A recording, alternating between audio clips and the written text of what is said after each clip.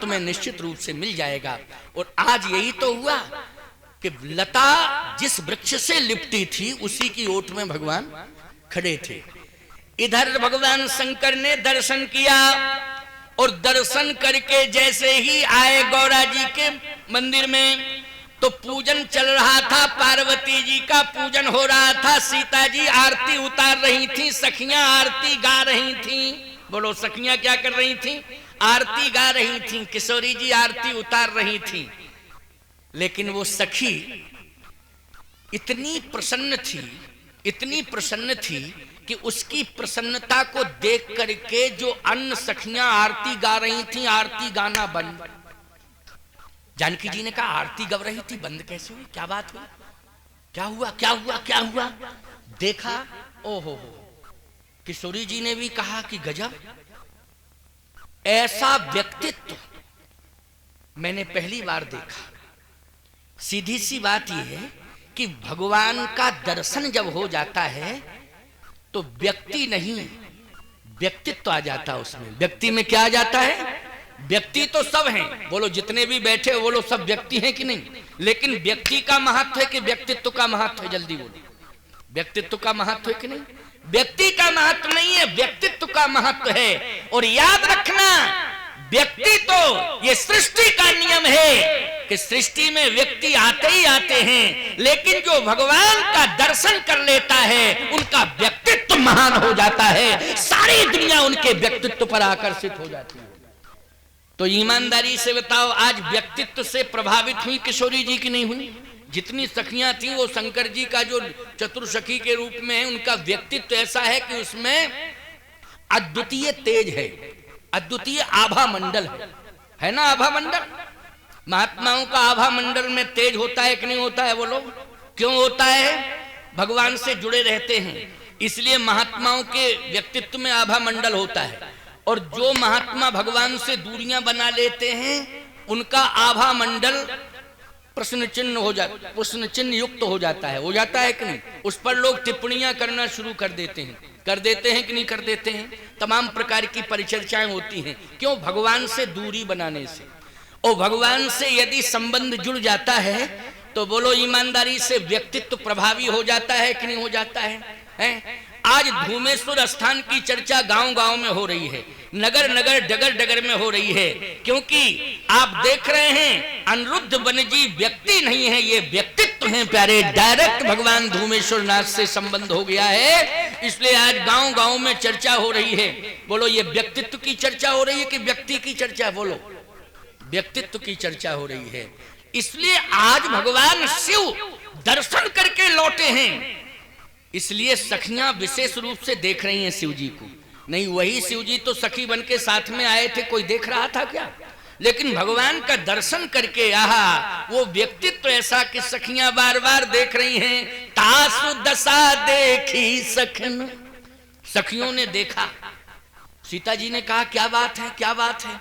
कहे बात यह है कि आज ऐसा प्रकाश कि 1 करोड़ सूर्य भी इतना प्रकाश नहीं दे सकते हैं जितना इस सखी के द्वारा प्रकाश मिल रहा है। क्यों? जगत प्रकाश प्रकाशक रामू। सूर्य अगर प्रकाश लेता है तो परमात्मा से लेता है। सूर्य किससे प्रकाश लेता है? जल्दी बोलो। परमात्मा से प्रकाश लेता है। बोलो लेता है कि नहीं लेता है? परमात्मा से प्रकाश लेता है सूर्य। परमात्मा का दर्शन जिसे मिल जाता है, याद रखना उसका आभा मंडल अद्वितीय हो जाता है। सूर्य का प्रकाश भी उसके आभा मंडल के आगे फीका पड़ जाता है। ऐसी प्रतिक्रिया, ऐसा दीप्यमान स्वरूप वहां दिखाई दे रहा है। अच्छा, उत्कंठित होकर के जब पूछा तो कहा कि मेरे नेत्र धन्य हो गए। कहा कैसे? बोले इन नेत्रों से दर्शन मैंने कर लिया, जिसके लिए नेत्र होते हैं, जिसके लिए नेत्र मिलते हैं उसका दर्शन हो गया। अच्छा एक बात बताओ, ये नेत्र किसके लिए होते हैं? मैं कहता हूं कि ये नेत्र संसार को देखने के लिए होते हैं। आज सारी दुनिया ये मानती है कि ये नेत्र संसार को देखने के लिए होते हैं, लेकिन संसार को देखने वाली आंखें संसार को विनाश की ओर ले जाती हैं। बोलो ले जाती हैं कि नहीं ले जाती हैं? संसार को देखने वाली आंखें कहां ले जाती हैं? विनाश की ओर। लेकिन अगर ये नेत्रों से, इस दृष्टि से तुमने भगवान का दर्शन कर लिया तो याद रखना, ये दृष्टि का पवित्र दृष्टिकोण हो जाता है। और पवित्र दृष्टिकोण से व्यक्ति जीवात्मा नहीं, वो महात्मा बन जाता है। महात्मा नहीं, वो एक परमात्मा की तरह ख्याति प्राप्त कर लेता है। लेकिन इन नेत्रों से जब भगवान का दर्शन हो जाए तब तो कोशिश किया करो कि हम अपनी आंखों से भगवान को देखें, नहीं तो ग्रंथ देखें। पढ़े लिखे हो तो क्या देखना है? ग्रंथ देखना है। ग्रंथ देखते रहोगे तो दृष्टिकोण पवित्र रहेगा। इन नेत्रों से भगवान का दर्शन मंदिर में जाके करते रहोगे तो दृष्टिकोण पवित्र रहेगा। और यदि तुमने ग्रंथ भी छोड़ दिए, भगवंत भी छोड़ दिए, संत भी छोड़ दिए, तो सीधी सी बात है कि 20 लोचन अंध।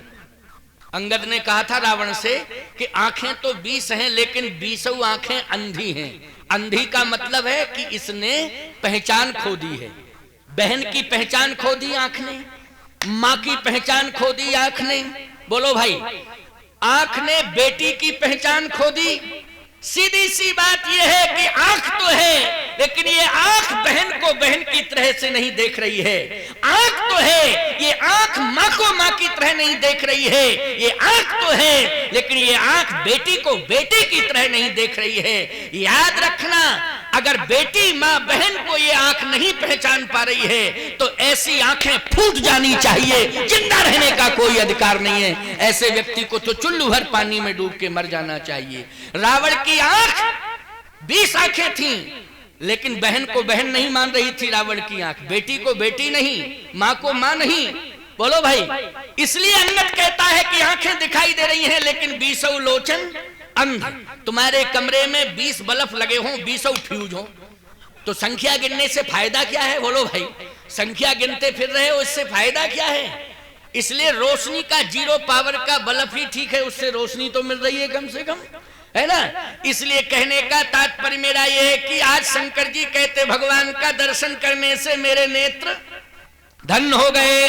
शंकर राम रूप अनुराग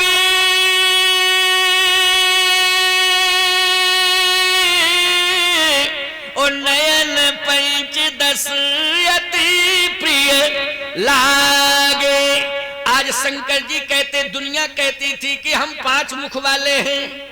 अच्छा सही बताओ, 5 मुख वाले के शंकर जी के 3 नेत्र हैं। बोलो है ना, तीसरा नेत्र मस्तक पर है कि नहीं? तो 5 तिया 15, 5 10 मानी 15।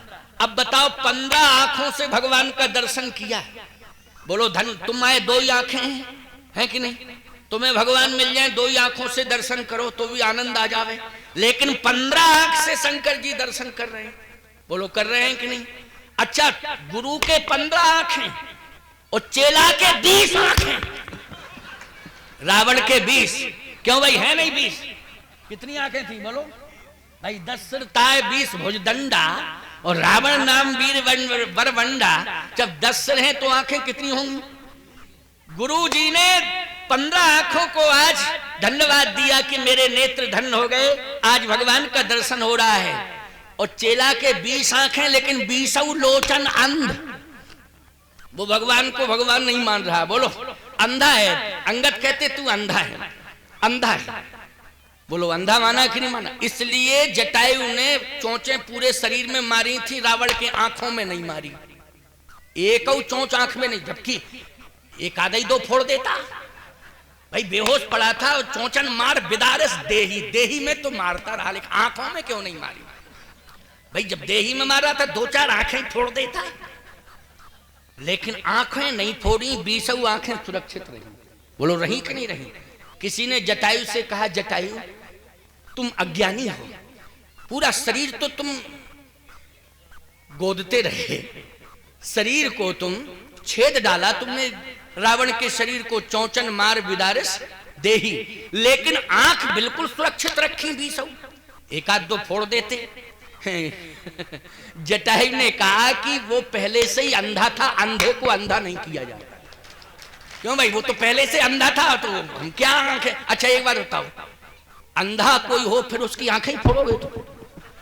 जब पहले ही से फूटी हैं तो तुमसे बड़ा बेवकूफ होगा दुनिया में कोई है? कौन होगा बेवकूफ तुमसे बड़ा कि तुम अंधे की आंखें फोड़ रहे हो?